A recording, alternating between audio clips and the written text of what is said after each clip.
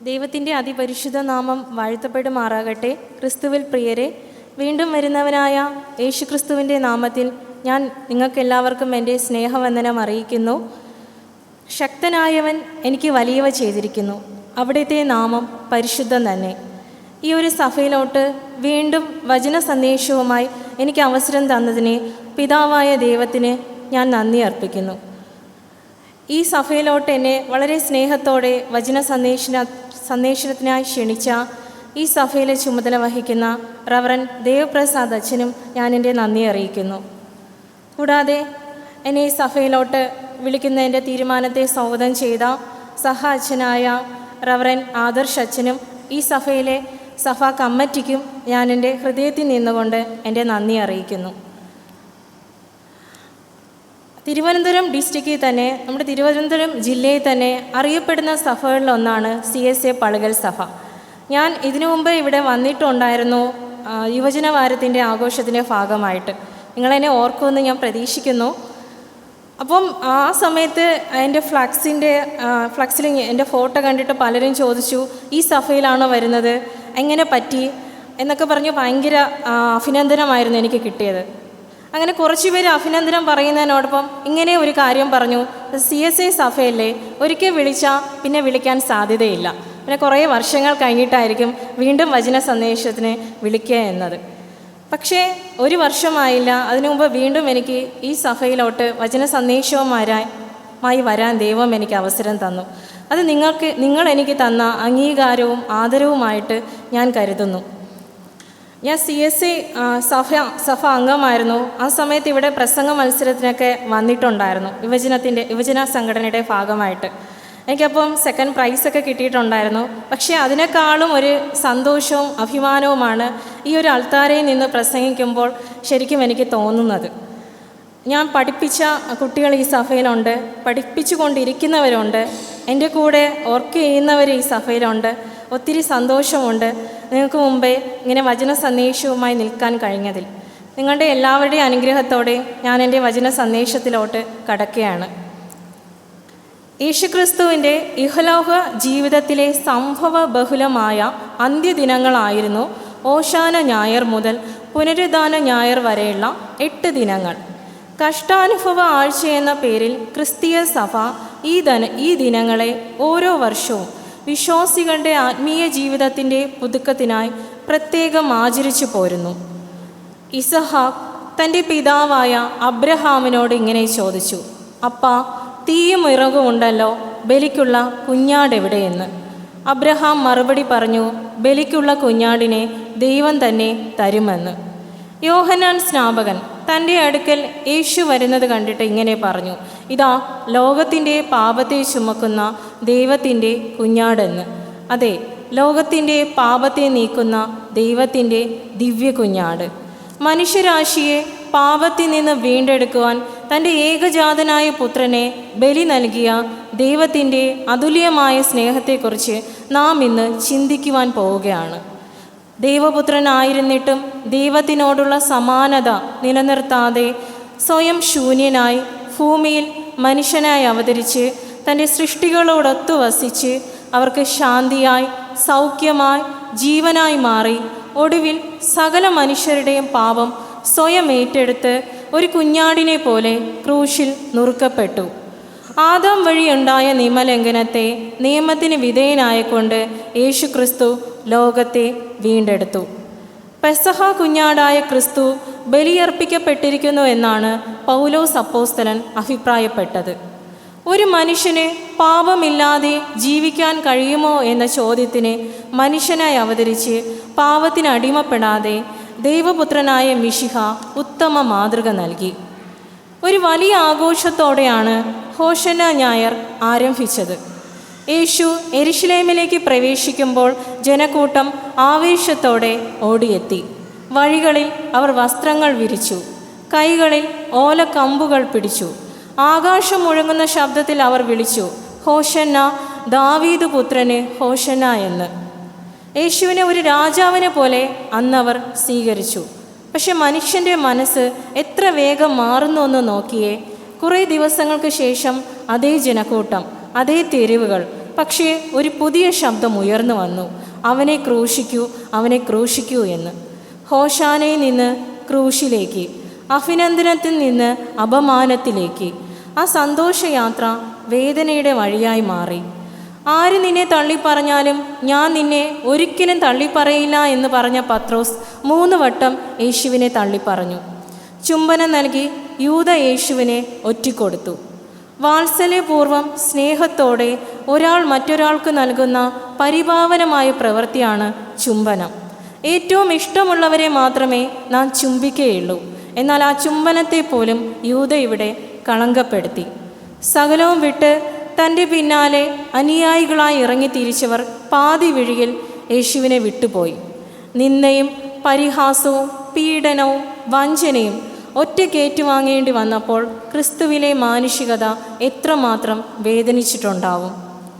നമുക്കെല്ലാവർക്കും അറിയാവുന്ന കാര്യമാണ് യേശു ക്രിസ്തു മശിഹായാണെന്നും ദൈവത്തിൻ്റെ പുത്രനാണെന്നും.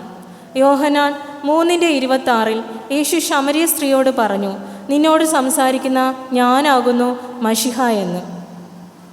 എന്നാൽ ക്രൂശിനരികെ നിന്നവരിൽ ചിലർ ഒഴികെ എല്ലാവരും യേശുവിനെ ഒരു അത്ഭുത പ്രവർത്തകനായിട്ടാണ് കണ്ടിരുന്നത്. യേശുവിൻ്റെ അത്ഭുത പ്രവൃത്തികൾക്ക് ഒരുപാട് പേർ സാക്ഷികളുമായിരുന്നു. യേശു ക്രൂശിൽ നിന്ന് രക്ഷ നേടുവാൻ എന്തെങ്കിലും അത്ഭുത പ്രവൃത്തി ചെയ്യുമോ എന്ന് അവർ ഉറ്റുനോക്കുന്നു. എന്നാൽ സ്വയം രക്ഷയ്ക്കായി യേശു ക്രിസ്തു ഒരു അത്ഭുത പ്രവൃത്തിയും ചെയ്തിട്ടില്ല എന്നതാണ് വാസ്തവം. എല്ലാവർക്കും നന്മ മാത്രം നൽകി ചുറ്റി സഞ്ചരിക്കുകയാണ് ചെയ്തത്. ക്രൂശിൽ തറച്ചവർ യേശുവിനോട് ചോദിച്ചു, നീ ദൈവപുത്രനെങ്കിൽ ഇറങ്ങി വാ എന്ന്. പക്ഷേ യേശു ക്രിസ്തു ക്രൂശിൽ നിന്ന് ഇറങ്ങി വന്നില്ല. ഇറങ്ങി വന്നിരുന്നുവെങ്കിൽ മാനവകുലം രക്ഷിക്കപ്പെടില്ലായിരുന്നു. രക്ഷയുടെയും നിത്യജീവൻ്റെയും വാതിൽ തുറക്കപ്പെടില്ലായിരുന്നു. ആയതിനാൽ യേശു ക്രൂശിൽ തന്നെ നിന്നു.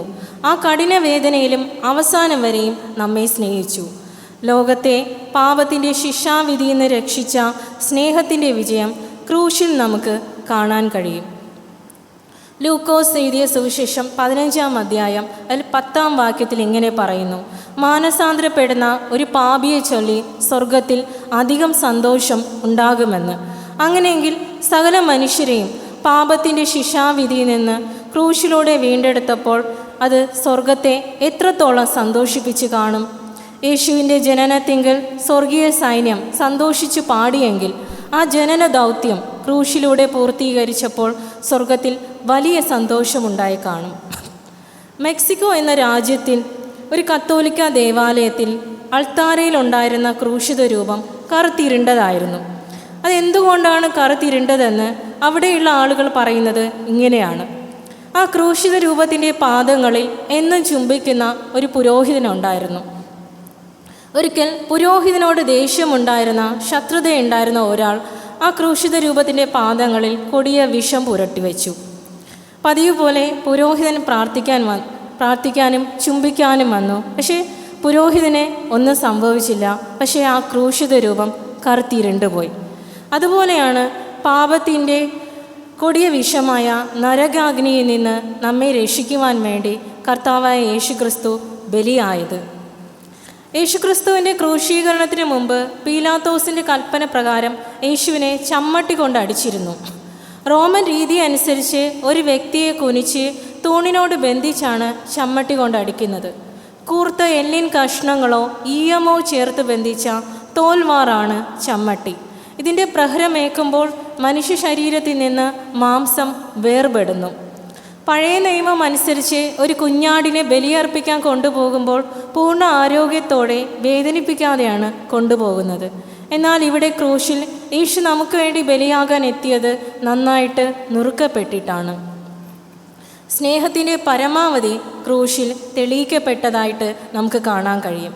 ദൈവം മനുഷ്യനെ വിടാതെ മുറുകെ പിടിച്ച അല്ലെങ്കിൽ ചേർത്ത് പിടിച്ച തെളിവാണ് ക്രൂശ്. സ്വന്തം ജീവൻ വരെ നൽകി നമ്മെ വീണ്ടെടുത്ത ദൈവപുത്രൻ്റെ സ്നേഹം, സ്വന്തം പുത്രനെ നൽകി നമ്മെ രക്ഷിച്ച പിതാവിൻ്റെ സ്നേഹം.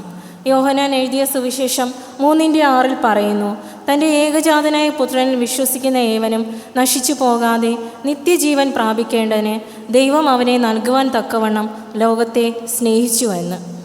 യവന സാഹിത്യത്തിൽ ഇങ്ങനെയൊരു കഥയുണ്ട്. ഒരു രാജാവിനെ നേരിട്ട് കാണാൻ ആഗ്രഹിക്കുന്നവർ അഗ്നികുണ്ഡത്തിൽ ചാടി കടന്നു വേണം രാജാവിനെ കാണാൻ വരാൻ. ആയതുകൊണ്ട് ഭയപ്പെട്ട് ആരും തന്നെ രാജാവിനെ കാണാൻ വരാറില്ല. പക്ഷേ പെട്ടെന്നൊരു ദിവസം ഒരാൾ ധൈര്യപ്പെട്ട് മുന്നോട്ട് വരികയും ആ അഗ്നിയിലെടുത്ത് ചാടുകയും ചെയ്തു. അപ്പോൾ അഗ്നി ആളിക്കത്തിയെങ്കിലും അതിൻ്റെ ശക്തി കെട്ടടങ്ങി. അങ്ങനെ രാജസന്നിധിയിലോട്ട് ഒരു പുതിയ പാത തുറന്നു.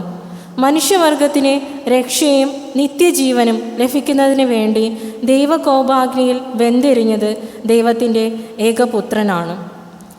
ദൈവം സ്വന്തം പുത്രനെ ആദരിക്കാതെ നമ്മുടെ പാപപരിഹാരത്തിൻ്റെ ബലിയാടാക്കി. ആ സമയത്ത് ദൈവം നിശബ്ദനായിരുന്നത് മനുഷ്യവർഗത്തെ അത്രമാത്രം സ്നേഹിച്ചതുകൊണ്ടാണ്. റോമർ 5:8 പറയുന്നു, ക്രിസ്തുവോ നാം പാപിയായിരിക്കുമ്പോൾ തന്നെ നമുക്ക് വേണ്ടി മരിക്കയാൽ ദൈവം തനിക്ക് നമ്മോടുള്ള സ്നേഹത്തെ പ്രദർശിപ്പിക്കുന്നു എന്ന്. എഫെസ്യർ 2:4 ഈ സ്നേഹത്തെ മഹാസ്നേഹമെന്നും പരിജ്ഞാനത്തെ കവിയുന്ന ക്രിസ്തുവിൻ സ്നേഹമെന്നും പൗലോസ് അപ്പോസ്തലൻ അഭിപ്രായപ്പെട്ടു. ഹോശന്ന ഞായർ മുതൽ യേശുവിൻ്റെ ക്രൂശീകരണം നടക്കുന്ന ദിവസം വരെ നടന്ന സംഭവങ്ങളിൽ എടുത്തു പറയേണ്ട ഒരു സംഭവമാണ് യേശുവിൻ്റെ ഗത്ശമന തോട്ടത്തിലെ പ്രാർത്ഥന. യേശു ക്രൂശീകരണ ദിവസത്തിൻ്റെ തലേന്നാണ് അവിടെ പ്രാർത്ഥിക്കാൻ പോയത്. ഗത്ശമന തോട്ടത്തിലെ പ്രാർത്ഥനയുടെ പ്രാധാന്യം എന്തെന്ന് ചോദിച്ചാൽ നമ്മുടെ മനസ്സിൽ പെട്ടെന്ന് വരുന്ന ഉത്തരം ഇതാണ്: പരീക്ഷയിൽ അകപ്പെടാതിരിപ്പാൻ ഉണർന്നിരുന്ന് പ്രാർത്ഥിപ്പിൻ. ശരിയാണ്. പക്ഷേ അതുമാത്രമല്ല, കുറച്ചുകൂടി കാര്യങ്ങൾ നമുക്കവിടെ നിന്ന് മനസ്സിലാക്കേണ്ടതുണ്ട്. ഗത്ശമന തോട്ടത്തിൽ വ്യാകുലപ്പെട്ടും ദുഃഖിച്ചും കരഞ്ഞും പ്രാർത്ഥിച്ച യേശുവിനെ നമുക്ക് കാണാൻ കഴിയും. ബൈബിളിൽ പ്രധാനമായും എടുത്തു പറയുന്ന 2 തോട്ടങ്ങളുണ്ട്. ഒന്ന് ഏദൻ തോട്ടം, 2 ഗത്ശമന തോട്ടം. ആദി മാതാപിതാക്കളുടെ അനുസരണക്കേട് കാരണം ഏദൻ തോട്ടം എന്ന ഭൂമിയിലെ പറുദീസ മനുഷ്യർക്ക് നഷ്ടമായി. ആയതിനാൽ ഏദൻ തോട്ടം പൂർണ്ണമായും അനുസരണക്കേടിൻ്റെ പ്രതീകമാണ്. എന്നാൽ ഗത്ശമന തോട്ടം പൂർണ്ണമായും അനുസരണത്തിൻ്റെ പ്രതീകമാണ്. മനുഷ്യർ പാപബന്ധനത്തിലായി തുടങ്ങിയത് ഏദൻ തോട്ടം മുതലാണ്. എന്നാൽ ആ ബന്ധനത്തിൻ്റെ കെട്ടഴിഞ്ഞു തുടങ്ങിയത് ഗത്ശമന തോട്ടത്തിൽ നിന്നുമാണ്. അവിടെ യേശുക്രിസ്തു പ്രാർത്ഥിച്ചത് നമുക്കെല്ലാവർക്കും പരിചിതമാണ്.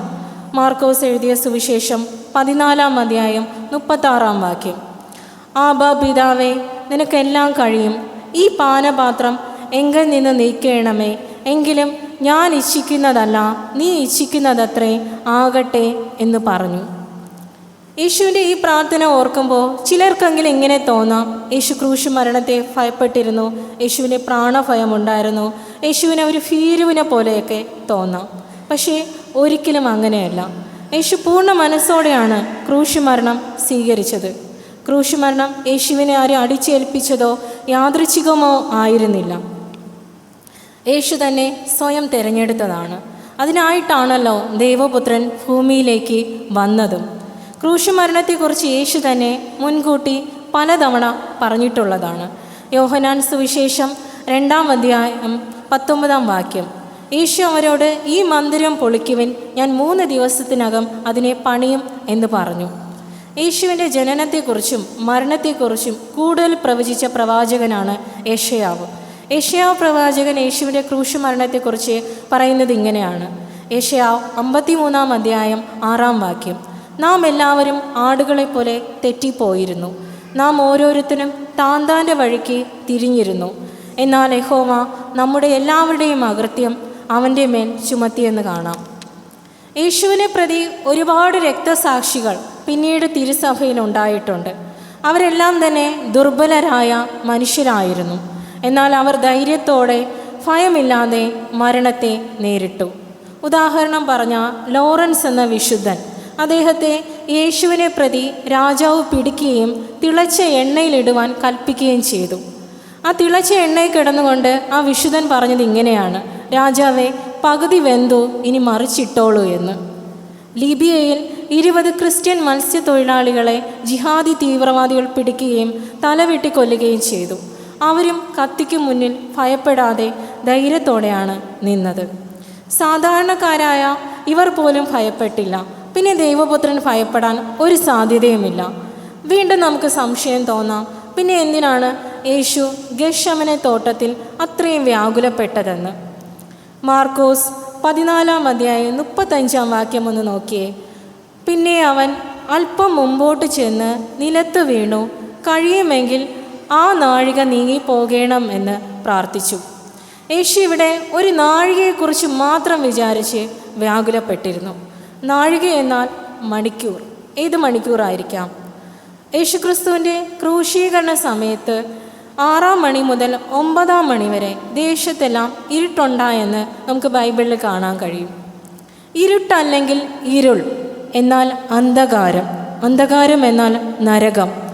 ലൂക്കോസ് 22:53 വാക്യം, ഞാൻ ദിവസേന ദേവാലയത്തിൽ ഇരുന്നിട്ടും നിങ്ങളുടെ കൂടെ ഇരുന്നിട്ടും എൻ്റെ നേരെ കൈവോങ്ങിയില്ല. എന്നാൽ ഇത് നിങ്ങളുടെ നാഴികയും ഇരുളിൻ്റെ അധികാരവുമാകുന്നു. യേശു ഈ മണിക്കൂറുകളിൽ ക്രൂശിൽ അനുഭവിച്ചത് നരകവേദനയായിരുന്നു. അതായത് ഒരു പാപി നരകത്തിൽ അനുഭവിക്കേണ്ട വേദന.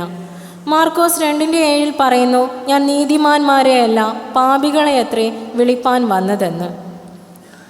ഒരാത്മാവിന് സംഭവിക്കുന്ന ഏറ്റവും വലിയ വേദനയാണ് നരകവേദന. നരകത്തിൽ ദൈവമില്ല, ദൈവസാന്നിധ്യം ഒട്ടും തന്നെയില്ല. ദൈവം അതിപരിശുദ്ധനാണ്. ആർക്കും തന്നെ ദൈവത്തിൻ്റെ മുഖത്ത് നോക്കാൻ കഴിയാതെ വണ്ണം ഉള്ളതാണ് ദൈവത്തിൻ്റെ വിശുദ്ധി. യെശയ്യാവ് 6 അധ്യായം 2-3 വാക്യങ്ങൾ ഇങ്ങനെ കാണുന്നു, സാറാഫുകൾ അവന് ചുറ്റും നിന്ന് ഓരോരുത്തരും 6 ചിറകുണ്ടായിരുന്നു. 2 കൊണ്ട് അവർ മുഖം മൂടി, 2 കൊണ്ട് കാൽ മൂടി, 2 കൊണ്ട് പറന്നു. ഒരുത്തനോടൊരുത്തൻ, സൈന്യങ്ങളുടെ യഹോവ പരിശുദ്ധൻ പരിശുദ്ധൻ, സർവ്വഭൂമിയും അവൻ്റെ മഹത്വം കൊണ്ട് നിറഞ്ഞിരിക്കുന്നുവെന്ന് ആർത്തു പറഞ്ഞുവെന്ന് അവിടെ കാണാം. അതുപോലെ പിതാവും പുത്രനും സത്തയിൽ ഒന്നാണ്. പിതാവിനോട് ഏകതത്വമുള്ളവനാണ് പുത്രൻ, സാക്ഷാൽ ദൈവത്തിൽ നിന്നുള്ള സാക്ഷാൽ ദൈവവും. പിതാവും പുത്രനും പരിശുദ്ധാത്മാവിനും സ്തുതിയായിരിക്കട്ടെ എന്നാണ് നാം പറയാറുള്ളത്. പിതാവും പുത്രനും തമ്മിലുള്ള കൂട്ടായ്മയിൽ നിന്ന് അവർ ഒരിക്കലും വേർപെട്ടു പോയിട്ടില്ല. എന്നാൽ ഇവിടെ ക്രൂശിൽ ലോക പാപ പരിഹാരത്തിന് വേണ്ടി മനുഷ്യകുലത്തിൻ്റെ സകല പാവവും തന്നിലേക്ക് ഏറ്റെടുത്തപ്പോൾ ആ മണിക്കൂറിൽ മാത്രം പിതാവുമായി വേർപെട്ടു പോകുന്ന മനുഷ്യബുദ്ധിക്ക് ഒരിക്കൽ പോലും മനസ്സിലാക്കാൻ പോലും കഴിയാത്ത ഒരു മഹാവേദന യേശു ക്രൂശിൽ അനുഭവിക്കുകയുണ്ടായി. പിതാവുമായി വേർപെട്ടു പോകുന്ന ഈ ഒരു നാഴികയെ ഓർത്ത് മാത്രമാണ് യേശു ഗെത്ശമന തോട്ടത്തിൽ വ്യാകുലപ്പെട്ടത്. അത് ഭയമായിരുന്നില്ല, വ്യാകുലമായിരുന്നു. ഉദാഹരണം പറഞ്ഞപ്പോൾ നമ്മുടെ പ്രിയപ്പെട്ടവരെ 2 ദിവസം കാണാതിരുന്നാലോ അല്ലെങ്കിൽ പിണങ്ങിയിരുന്നാലോ നമുക്കത് സഹിക്കാൻ പറ്റില്ല. ഒരു മരണവേദന പോലെ ആയിരിക്കും. അല്ലെങ്കിൽ പ്രിയപ്പെട്ടവർ പറയുകയാണ്, അടുത്ത ഒരാഴ്ച ഞാൻ കാണില്ല, ഞാനൊരു സ്ഥലത്തോട്ട് അത്യാവശ്യമായിട്ട് പോവുകയാണ്. ആ പറഞ്ഞു തുടങ്ങുന്ന ദിവസം മുതൽ നമ്മൾ ആലോചിച്ച് തുടങ്ങും, ഇനി അടുത്തൊരാഴ്ച എങ്ങനെ കഴിച്ചു കൂട്ടും, ഇനി എങ്ങനെ കാണാതിരിക്കും. അത് കഴിയുന്നത് വരെ ഒരു സമാധാനം കാണില്ല. അപ്പോൾ യേശുവിന് മുൻകൂട്ടി അറിയാമായിരുന്നു പിതാവുമായിട്ട് വേർപെട്ടു പോകുന്ന ആ നാഴികയെക്കുറിച്ച്. അത് ഓർത്താണ് യേശു ക്രിസ്തു ഗെത്ശമന തോട്ടത്തിൽ വ്യാകുലപ്പെട്ടത്. പിതാവുമായി വേർപെട്ടു പോകുന്ന ഈ നാഴികയിൽ യേശു വിരുവിട്ടതാണ് ക്രൂശിലെ 4ാമത്തെ മൊഴി. ക്രൂശിലെ 4ാമത്തെ മൊഴി ഇങ്ങനെയാണ്, എൻ്റെ ദൈവമേ എൻ്റെ ദൈവമേ നീ എന്നെ കൈവിട്ടതെന്ത്. ആ 7 മൊഴികളിൽ 1ാമത്തെ മൊഴിയും 7ാമത്തെ മൊഴിയിലും പിതാവേ എന്നാണ് സംബോധന ചെയ്യുന്നത്. യേശുക്രിസ്തു പിതാവേ എന്നാണ് എപ്പോഴും സംബോധന ചെയ്യുന്നത്, പക്ഷെ ഇവിടെ ദൈവം എന്നാണ് സംബോധന ചെയ്യുന്നത്. കാരണം ആ ഒരു നാഴികയെ പിതാവുമായിട്ടുള്ള ബന്ധം വേർപെട്ടു പോയത് കൊണ്ടാണ് ദൈവമെന്ന് സംബോധന ചെയ്യേണ്ടി വന്നത്. ആരെയും നഷ്ടമാകാതെ എല്ലാവർക്കും നിത്യജീവൻ ലഭ്യമാകണമെന്നാണ് പിതാവായ ദൈവം ആഗ്രഹിച്ചത്. പിതാവിൻ്റെ ആഗ്രഹം പുത്രൻ ക്രൂശ് മരണത്തിലൂടെ നിറവേറ്റി കൊടുക്കുകയും ചെയ്തു. ലൂക്കോസ് 15-ാം അധ്യായത്തിൽ യേശു പറയുന്ന ഒരു ഉപമയുണ്ട്, 100 ആടുള്ള ഒരു ഇടയനെ പറ്റി. അതിൽ ഒന്ന് കാണാതെ പോയാൽ ബാക്കി 99 മരുഭൂമിയിൽ വിട്ടേച്ച് കാണാതെ പോയ ആടിനെ കണ്ടെത്തും വരെ തേടി നടക്കുന്ന ഇടയനെ പറ്റി യേശു അവിടെ പറയുന്നുണ്ട്. ഒരു വ്യക്തി പോലും നഷ്ടമായി പോകുന്നത് പിതാവും പുത്രനും ആഗ്രഹിക്കുന്നില്ല. ഇത് എല്ലാ വർഷവും നമ്മൾ ക്രൂശ് മരണത്തെക്കുറിച്ചും എല്ലാം കാര്യങ്ങൾ നമ്മൾ ധ്യാനിക്കാറുണ്ട്. എന്നിട്ടും എത്രമാത്രം ദൈവസ്നേഹം നമ്മോടുണ്ടെന്ന് ഇന്നും ശരിക്കും മനസ്സിലാക്കാത്തവരും ഉണ്ട്. ഉദാഹരണം പറഞ്ഞാൽ, ഒരു പാവപ്പെട്ട കുടുംബത്തിലെ ഒരു വ്യക്തിക്ക് പെട്ടെന്നൊരു റോഡ് ആക്സിഡൻ്റ് ഉണ്ടാകുന്നു. അയാളെ രക്ഷിക്കാനുള്ള തത്രപ്പാടിൽ ബന്ധുക്കൾ വലിയൊരു പ്രൈവറ്റ് ഹോസ്പിറ്റലിലാക്കുന്നു. ഒടുവിൽ അയാൾ സുഖം പ്രാപിക്കുന്നു. അങ്ങനെ ഹോസ്പിറ്റലിൽ വിടാൻ സമയമായി. ഹോസ്പിറ്റലിൽ നിന്ന് അവർക്ക് ഒരു ബിൽ കൊടുക്കുന്നു. ബില്ലിൽ നോക്കിയപ്പോൾ ആ തുക കണ്ടവർ ഞെട്ടിപ്പോയി. കാരണം അത്രയും തുക അടയ്ക്കാനുള്ള ഒരു ശേഷി അവർക്കില്ല. അപ്പോൾ അവർ പരിചയമുള്ള എല്ലാവരെയും വിളിക്കുന്നു, ഞങ്ങളെ ഒന്ന് സഹായിക്കാമോ എന്ന് പറഞ്ഞുകൊണ്ട്. എല്ലാവരും ഓരോ ഒഴികഴിവ് പറഞ്ഞ് അത് മാറ്റുന്നു. പെട്ടെന്ന് ഒരാൾ അവരുടെ അടുക്കൽ വന്ന്, നിങ്ങൾ വിഷമിക്കേണ്ട, ഞാൻ ഈ പൈസ അടയ്ക്കാം, നിങ്ങൾ പറ്റുന്നത് പോലെ എനിക്ക് തിരികെ തന്നാൽ മതിയെന്ന്. ആ മനുഷ്യനോട് ഉറപ്പായിട്ടും അവർ കടപ്പാടും നന്ദിയും സ്നേഹവും കാണിക്കും. അതുപോലെ തന്നെ നമ്മുടെ ജീവിതത്തിലും സാമ്പത്തികമായും അല്ലാതെയും നമ്മെ സഹായിച്ചവരുണ്ടാകാം. അവരോടെല്ലാം നാം നന്ദിയും സ്നേഹവും ജീവിതകാലം മുഴുവനും വച്ച് പുലർത്താറുണ്ട്. എന്നാൽ ഇവിടെ ക്രൂശിൽ സകല മനുഷ്യരുടെയും അല്ലെങ്കിൽ നാം ഓരോരുത്തരുടെയും പാപത്തിൻ്റെ കടമാണ് യേശുക്രിസ്തു വീട്ടിയത്. നാം എത്രമാത്രം അതിൻ്റെ പ്രാധാന്യം മനസ്സിലാക്കുന്നുവെന്നും എത്രത്തോളം ദൈവത്തിനോട് നന്ദിയും സ്നേഹവും പ്രകടിപ്പിക്കുന്നുവെന്ന് ഈ അവസരത്തിൽ നാം ഒന്ന് ചിന്തിച്ചു നോക്കേണ്ടതാണ്. അനേകം വർഷങ്ങൾക്ക് മുമ്പ് പീലാത്തോസിൻ്റെ അരമനയിൽ മുഴങ്ങിക്കേട്ട യേശുവിനെ ക്രൂശിക്കുക, പകരം ബറവാസിനെ വിട്ടുതരിക എന്ന വാക്കുകൾ ഇന്ന് നാം പലപ്പോഴും ആവർത്തിക്കുന്നു. നമുക്കും ബറവാസിനെ മതി എന്ന് നാം തീരുമാനിക്കുന്നു. നമ്മെ തന്നെ പൂർണ്ണമായും യേശുവിനെ സമർപ്പിച്ച് ജീവിക്കാം. പാപത്തിൻ്റെ കടമടയ്ക്കാൻ ഒരു മനുഷ്യനും കഴിഞ്ഞില്ല. എന്നാൽ യേശു ക്രൂശിൽ സകല മനുഷ്യരുടെയും പാപത്തിൻ്റെ കടമടച്ചു. ഇനി നമുക്ക് തോന്നാം, ക്രൂശിലൂടെ യേശു എല്ലാ പാപ പരിഹാരം കണ്ടെത്തി, പാപത്തിൻ്റെ കടമടച്ചു, ഇനി എങ്ങനെ ജീവിച്ചാലും കുഴപ്പമില്ല, എന്ത് തെറ്റ് ചെയ്താലും എത്ര പാപം ചെയ്താലും ഇനി സ്വർഗം ലഭിക്കും, നമുക്ക് നിത്യജീവൻ ലഭിക്കും. അങ്ങനെയും ഒരു തോന്നൽ ചിലർക്കുണ്ടാകാം. പക്ഷെ ഒരിക്കലും അങ്ങനെയല്ല. യേശുവിൻ്റെ ക്രൂശീകരണത്തിലൂടെ രക്ഷയുടെയും നിത്യജീവൻ്റെയും വാതിലുകൾ തുറക്കപ്പെട്ടു. പക്ഷെ ആ വാതിലിൽ ചുമ്മാ അങ്ങ് പ്രവേശിക്കാനൊന്നും പറ്റില്ല. ആ വാതിൽ പ്രവേശിക്കണമെങ്കിൽ ദൈവസന്നിധിയിൽ നമ്മുടെ കുറ്റങ്ങളെ ഏറ്റുപറഞ്ഞ് മാനസാന്തരപ്പെടുക തന്നെ ചെയ്യണം. ഞായറാഴ്ചയുള്ള ആരാധന ഭാഗങ്ങളിൽ ഏറ്റവും പ്രധാനപ്പെട്ട ഭാഗമാണ് പാപസ്വീകാര പ്രാർത്ഥന. തിരുവത്താഴ് ദിവസങ്ങളിൽ ചില വിശ്വാസികൾ ഈ പാപസ്വീകാര പ്രാർത്ഥനയ്ക്ക് ശേഷമാണ് പള്ളിയിൽ വരുന്നതെങ്കിൽ അന്ന് തിരുവത്താഴം സ്വീകരിക്കാറില്ല. പാപസ്വീകാര പ്രാർത്ഥനയ്ക്കും മാനസാന്തരത്തിനും നമ്മുടെ ജീവിതത്തിൽ ഒത്തിരി പ്രാധാന്യമുണ്ട്. മാനസാന്തരത്തിൻ്റെ പ്രാധാന്യത്തെ കുറച്ചുകൂടെ മനസ്സിലാക്കി തരുവാൻ വേണ്ടി 2 കാര്യങ്ങൾ കൂടെ നിങ്ങളുടെ ചിന്തയിൽ ഇട്ട് തരുവാൻ ഞാൻ ആഗ്രഹിക്കുന്നു.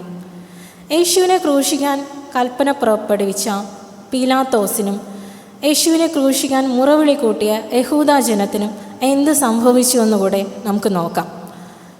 ഇന്ത്യ ബ്രിട്ടീഷുകാരുടെ ആധിപത്യത്തിന് കീഴിലായിരുന്നതുപോലെ ആ സമയത്ത് ജെറുസലേം റോമൻ ഗവൺമെൻറ്റിൻ്റെ അധീനതയിലായിരുന്നു. റോമൻ ഗവൺമെൻറ്റിൻ്റെ പ്രതിനിധിയായി ഇസ്രായേലിൽ ജെറുസലേമിലെത്തിയ ഗവർണറായിരുന്നു പീലാത്തോസ്. യേശുവിനെ കണ്ടപ്പോൾ തന്നെ പീലാത്തോസിന് മനസ്സിലായി നീതിമാനാണെന്ന്. പക്ഷേ യഹൂദ മതനേതാക്കന്മാരുടെ സമ്മർദ്ദം മൂലവും തൻ്റെ അധികാരം നഷ്ടപ്പെടുമെന്ന ഭയം മൂലവും പീലാത്തോസ് യേശുവിനെ ക്രൂശിക്കാൻ കൽപ്പിച്ചു. എന്നിട്ട് ഈ നീതിമാൻ്റെ രക്തത്തിൽ എനിക്ക് പങ്കില്ല എന്ന് പറഞ്ഞുകൊണ്ട് കൈകൾ കഴുകുകയും ചെയ്തു. ഇതുവരെയാണ് പീലാത്തോസിനെ കുറിച്ചുള്ള ബൈബിൾ രേഖകൾ. ക്രിസ്തുവിൻ്റെ ക്രൂശീകരണം കഴിഞ്ഞ് 3 വർഷം തികഞ്ഞപ്പോൾ ജെറുസലേമിൽ ശമര്യക്കാർ ഒരു കലാപം നടത്തുകയുണ്ടായി. പീലാത്തോസ് ആ കലാപത്തെ ക്രൂരമായി അടിച്ചമർത്തി.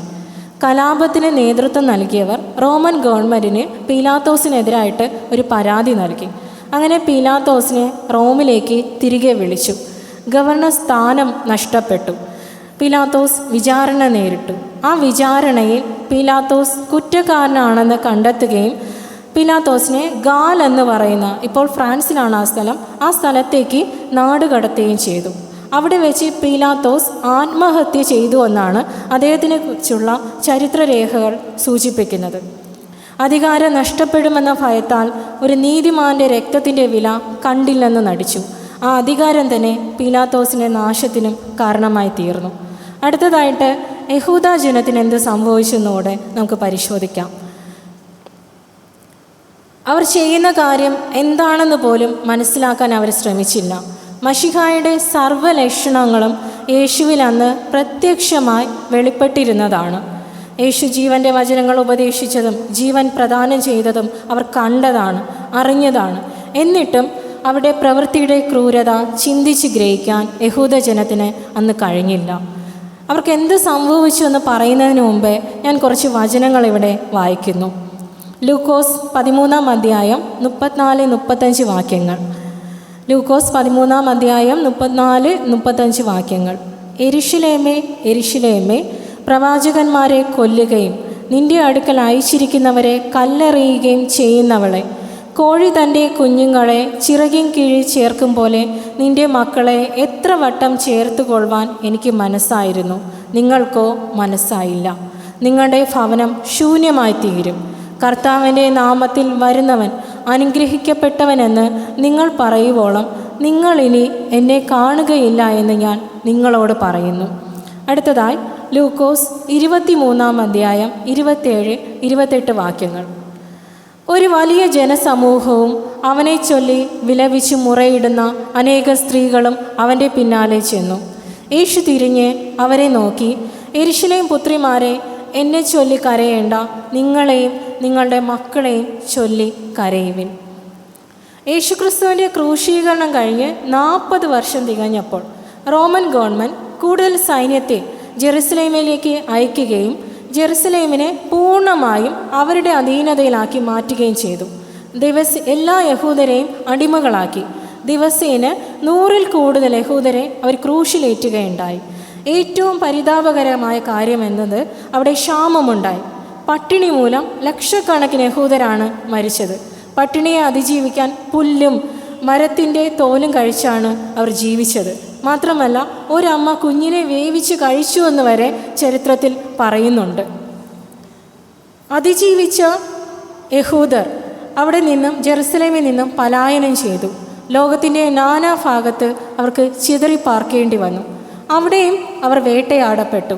അവരെ കരുതിയ ഒരേ ഒരു രാജ്യം ഇന്ത്യ മാത്രമാണ്. അവരുടെ കഷ്ടം പലായനം ചെയ്തുവെങ്കിലും അവരുടെ കഷ്ടം അവിടെയും തീർന്നില്ല. 1940-കളിൽ 2ാം ലോകമഹായുദ്ധം നടക്കുന്ന സമയത്ത് ഹിറ്റ്ലറുടെ നേതൃത്വത്തിലുള്ള ജർമ്മനിയിലെ നാസി ഗവൺമെൻറ് ലോക ജനസംഖ്യയിൽ നിന്ന് യഹൂദരെ ഇല്ലാതാക്കണമെന്ന തീരുമാനമെടുക്കുകയും ജൂതവേട്ട ആരംഭിക്കുകയും ചെയ്തു. ജർമ്മനിയുടെ കോൺസെൻട്രേഷൻ ക്യാമ്പിൽ വെച്ച് യഹൂദർ ക്രൂരമായി കൊല്ലപ്പെടുകയുണ്ടായി. ലോക മനസാക്ഷിയെ തന്നെ ഞെട്ടിച്ച സംഭവമായിരുന്നു അത്. ലോകം കണ്ടതിൽ വെച്ച് ഏറ്റവും വലിയ വംശഹത്യയാണ് ജർമ്മനിയിൽ അന്ന് അരങ്ങേറിയത്. യൂറോപ്പിലെ യഹൂദരിൽ 2/3 ഭാഗവും ഹിറ്റ്ലറുടെ നാസി ഗവൺമെൻറ്റിൻ്റെ ക്രൂരതയ്ക്ക് ഇരയായിത്തീർന്നു. പകുതിയിലധികം യഹൂദരെ കൊന്നത് പട്ടിണിക്കിട്ടാണ്. യഹൂദനാണെന്ന ഒറ്റ കാരണമായിരുന്നു ഈ നരഹത്യയ്ക്ക് പിന്നിൽ. ഇതൊക്കെ കേൾക്കുമ്പോൾ, യഹൂദരുടെ ഈ കഷ്ടം കേൾക്കുമ്പോൾ കുറച്ച് പേരെങ്കിലും ഇങ്ങനെ ചിന്തിക്കും, ദൈവത്തിൻ്റെ സ്വന്തം ജനമെന്ന പേരിൽ അറിയപ്പെടുന്ന യഹൂദ ജനത്തിനെ എന്തുകൊണ്ട് ഇങ്ങനെ സംഭവിച്ചു, അവരോട് എന്തുകൊണ്ട് ദൈവം ക്ഷമിച്ചില്ല, അവരോട് ദയ കാണിച്ചില്ല എന്നൊക്കെ നമുക്ക് തോന്നും. ഇവിടെയാണ് നാം മനസ്സിലാക്കേണ്ട ഒരു കാര്യമുള്ളത്. യേശുവിനെ 3 തവണ തള്ളിപ്പറഞ്ഞ പത്രോസിനും യേശുവിനോടുകൂടെ ക്രൂശിക്കപ്പെട്ട കള്ളന്മാരിൽ ഒരാൾക്കും എങ്ങനെയാണ് ദൈവത്തിൻ്റെ കരുണ ലഭിച്ചത്? അവർ മാനസാന്തരപ്പെട്ടു. അവർക്ക് കുറ്റബോധമുണ്ടായി. അനുതാപത്താൽ ദൈവത്തിൻ്റെ കരുണയ്ക്ക് വേണ്ടി അവർ അപേക്ഷിച്ചു. യഹൂദരും അന്ന് അവരെ പോലെ മാനസാന്തരപ്പെട്ടിരുന്നുവെങ്കിൽ, പീലാത്തോസ് മാനസാന്തരപ്പെട്ടിരുന്നുവെങ്കിൽ, യൂത മാനസാന്തരപ്പെട്ടിരുന്നുവെങ്കിൽ നിശ്ചയമായും അവരുടെ ചരിത്രം മറ്റൊന്നാകുമായിരുന്നു. യഹൂദ ജനം ദൈവകോപവും ശിക്ഷയും ഇവിടെ ചോദിച്ചു വാങ്ങിയതായിരുന്നു. മത്തായി 27-25 വാക്യത്തിൽ യഹൂദ ജനം പീലാത്തോസിനോട് ഇങ്ങനെ പറയുന്നുണ്ട്, അവൻ്റെ രക്തം ഞങ്ങളുടെ മേലും ഞങ്ങളുടെ മക്കളുടെ മേലും വരട്ടെ എന്ന്. പാപശിക്ഷാവിധിയിൽ നിന്ന് രക്ഷ നേടുവാനുള്ള ഒരേയൊരു ഉപാധിയാണ് മാനസാന്തരം. യഹൂദ ജനം കാണുകയെ യേശുക്രിസ്തു ഒത്തിരി അത്ഭുതങ്ങൾ പ്രവർത്തിച്ചതാണ്. എങ്കിൽ പോലും അവർ യേശുവിനെ വിശ്വസിക്കാൻ തയ്യാറായില്ല. തന്നെ വിശ്വസിക്കാത്ത യഹൂദരെ യേശു സാമ്യപ്പെടുത്തിയത് കുരുടരോടാണ്. കാണാതെ വിശ്വസിക്കുന്നവർ ഭാഗ്യമായി മാറെന്ന് യേശു പറയുന്നുമുണ്ട്. 1 പത്രോസ് 1-ാം അധ്യായം അതിൻ്റെ 8-9 വാക്യങ്ങളിൽ ഇങ്ങനെ കാണാം, അവനെ നിങ്ങൾ കണ്ടിട്ടില്ലെങ്കിലും സ്നേഹിക്കുന്നു. ഇപ്പോൾ കാണാതെ വിശ്വസിച്ചും കൊണ്ട് നിങ്ങളുടെ വിശ്വാസത്തിൻ്റെ അന്തമായ ആത്മരക്ഷ പ്രാപിക്കുകയും പറഞ്ഞു തീരാത്തതും മഹിമയുള്ളതുമായ സന്തോഷത്തോടെ ആനന്ദിക്കുകയും ചെയ്യുന്നുവെന്ന് കാണാം. യേശുക്രിസ്തുവിൻ്റെ ഒരു അത്ഭുത പ്രവൃത്തി പോലും നാം നേരിട്ട് കണ്ടിട്ടില്ല. എങ്കിലും നാം യേശുവിനെ സ്നേഹിക്കുന്നു, വിശ്വസിക്കുന്നു. ആയതുകൊണ്ട് നമ്മോടുള്ള ദൈവത്തിൻ്റെ സ്നേഹവും കരുണയും നാം ഊഹിക്കാവുന്നതിലും അധികമാണ്. യോഹന്നാൻ 6:29 യേശു അവരോട് പറഞ്ഞു, ദൈവത്തിന് പ്രസാദമുള്ള പ്രവൃത്തി അവൻ അയച്ചവനിൽ നിങ്ങൾ വിശ്വസിക്കുന്നതത്രേ എന്ന് പറഞ്ഞു. ആയതിനാൽ നാം ഭാഗ്യം ചെയ്ത ജനസമൂഹം തന്നെയാണ്. ആ ഭാഗ്യത്തെ നാം ഒരിക്കലും നഷ്ടപ്പെടുത്തരുത്. യേശു ക്രിസ്തുവിൽ വിശ്വസിച്ച് വിശ്വാസ ജീവിതം നയിക്കാൻ നമുക്ക് കഴിയണം. അങ്ങനെ ദൈവത്തിൻ്റെ പ്രസാദം നേടിയെടുക്കണം.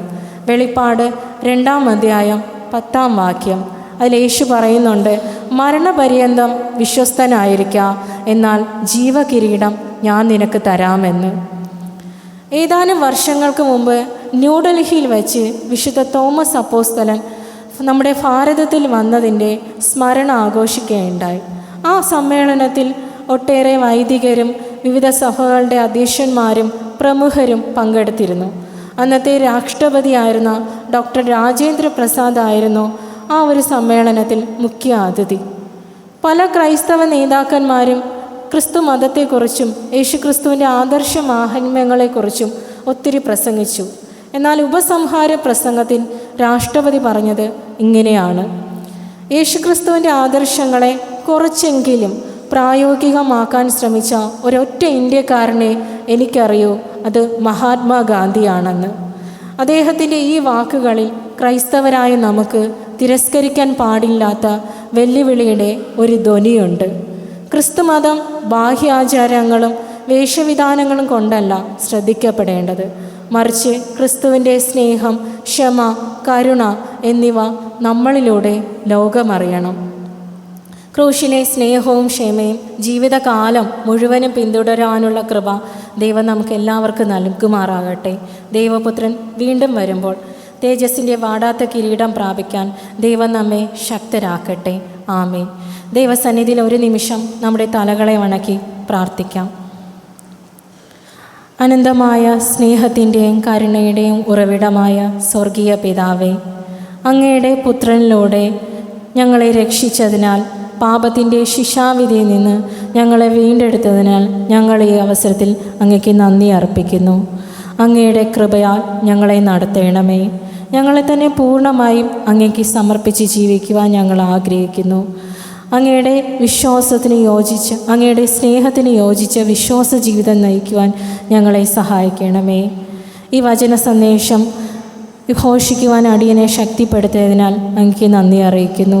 നാഥ, ഈ സഭയെ അങ്ങയുടെ കരങ്ങളിൽ തരുന്നു. സഭയിലെ എല്ലാ കുടുംബങ്ങളെ അങ്ങയുടെ കരങ്ങളിൽ തരുന്നു. ഈ സഭയുടെ ചുമതല വഹിക്കുന്ന റവറൻ ദേവപ്രസാദ് അച്ഛനും റവറൻ ആദർശ് അച്ഛനും വേണ്ടി പ്രാർത്ഥിക്കുന്നു. അവർക്ക് ഭൗതികമായ നന്മകളും ആത്മീയമായ നന്മകളും നൽകണമേ. അവരുടെ കുടുംബജീവിതത്തെ അങ്ങ് അനുഗ്രഹിക്കണമേ. സഭയെ ഇനിയും ഉന്നതിയിൽ എത്തിക്കുവാൻ തക്കവണ്ണം ഒത്തിരി പ്രവർത്തനങ്ങൾ നടത്തുവാൻ അവരെ അങ്ങ് ശക്തീകരിക്കണമേ. നാഥ, ഈ സഭയിലെ എല്ലാ കുടുംബങ്ങളെ അങ്ങ് അനുഗ്രഹിക്കണമേ. എല്ലാ വൃദ്ധ മാതാപിതാക്കളെ അങ്ങ് അനുഗ്രഹിക്കണമേ. അവർക്ക് ശക്തി നൽകണമേ. അവരുടെ രോഗബന്ധനങ്ങളിൽ നിന്ന് അങ്ങ് വിടുതൽ നൽകണമേ. അവർക്ക് കരുതൽ നൽകണമേ. രോഗികളായിരിക്കുന്നവർക്ക് എല്ലാവർക്കും അങ്ങ് സൗഖ്യം നൽകണമേ. വേദനയാലും മറ്റു ബുദ്ധിമുട്ടുകളാലും ഭാരത്താലും ഇരിക്കുന്നവർക്ക് അങ്ങ് ആശ്വാസം നൽകണമേ. നാഥ, ഈ സഭയിലെ സഭാ കമ്മിറ്റിക്ക് വേണ്ടി പ്രാർത്ഥിക്കുന്നു. അവരുടെ എല്ലാ പ്രവർത്തനങ്ങളും അങ്ങ് അനുഗ്രഹിക്കണമേ. സഭയ്ക്ക് മുതൽക്കൂട്ടാകുവാൻ തക്കവണ്ണം നല്ല പ്രവർത്തനങ്ങൾ തുടങ്ങുവാനും അതിനെ പൂർത്തീകരിക്കുവാനും അവരെ അങ്ങ് സഹായിക്കണമേ. നാഥ, എല്ലാ സംഘടനകളെയും അങ്ങ് അനുഗ്രഹിക്കണമേ. സംഘടനാ ഭാരവാഹികളെയും അതിലെ അംഗങ്ങളെയും അങ്ങ് അനുഗ്രഹിക്കണമേ. നാഥ, എല്ലാ വിദ്യാർത്ഥികളെ ഓർത്ത് പ്രാർത്ഥിക്കുന്നു. പരീക്ഷ എഴുതിക്കൊണ്ടിരിക്കുന്നവരെ അങ്ങ് അനുഗ്രഹിക്കണമേ. അവർ ആഗ്രഹിക്കുന്ന നല്ലൊരു വിജയം അങ്ങ് നൽകണമേ. ഉപജീവനത്തിനായി ശ്രമിക്കുന്നവർക്ക് വേണ്ടി പ്രാർത്ഥിക്കുന്നു. നല്ലൊരു തൊഴിൽ നൽകി അവരെ അങ്ങ് അനുഗ്രഹിക്കണമേ. ഉപജീവനം ഉള്ളവരെ അങ്ങ് അനുഗ്രഹിക്കണമേ. അവരുടെ തൊഴിൽ ചെയ്യുവാനുള്ള പ്രാപ്തിയും ശക്തിയും ബുദ്ധിയും അവർക്ക് നൽകണമേ. നാഥ, എല്ലാവരുടെയും ആവശ്യങ്ങളിലും ആഗ്രഹങ്ങളിലും അങ്ങ് തുണയായിരിക്കണമേ. എല്ലാവരുടെയും ആവശ്യങ്ങൾ അങ്ങ് അനുഗ്രഹിച്ചു കൊടുക്കണമേ. നാഥ, യേശുക്രിസ്തു മൂലം അടിയൻ്റെ യാചന കേൾക്കണമേ. ആമേൻ.